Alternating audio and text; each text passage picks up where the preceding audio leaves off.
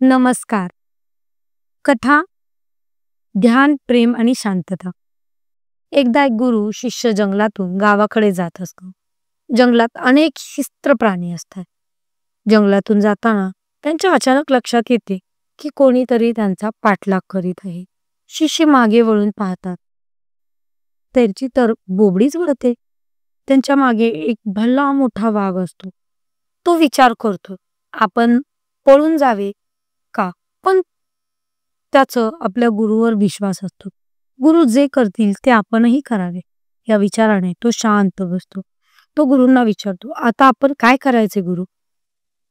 गुरु शांत आणि प्रसन्न मुद्रेने त्याला उत्तर देतात की आपण जर आता पळालो तर वाघाचा वेग आपल्यापेक्षाही जास्त आहे. आपण त्याचा प्रतिकार करायचा प्रयत्न केला तर त्याची शक्ती आपल्या 10 पट जास्त आहे. मग आपण विरोध करूनही तरी काय उपयोग? आपण केवळ त्याला सामोरं जाऊ. शिष्य अजूनच घाबरतो. गुरु मात्र निश्चित असतात. ते ध्यान करण्यास सुरुवात करतात. वाघ त्या दोघांच्या आणखीन जवळ येतो. शिष्याची दात खिळी बसते. त्याचे पाय थरथरू लागतात. तो चक्कर येऊन पडतो. नंतर त्याला जाग येते तेव्हा त्याचे गुरु त्याच्या डोक्याशी ध्यान लावून बसलेले त्याला दिसून येतं. तो विचारतो, आपण दोघेही जिवंत कसे?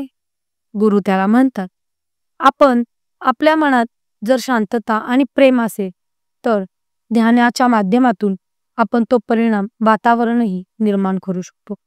वाघाला पाहून तू घाबरलास, पण मी माझ्या मनातील शांतता आणि प्रेम ध्यानाच्या माध्यमातून वाघाच्या मनात प्रसारता केली. तो जवळ आला, त्याला माझ्या मनातले प्रेम जाणवले. हो, आपल्याला धोका नाही हे जाणून तो दूर निघून गेला. तात्पर्य: प्रेम आणि शांतता हे सहज उपलब्ध असणारे मानवी गुण आहे.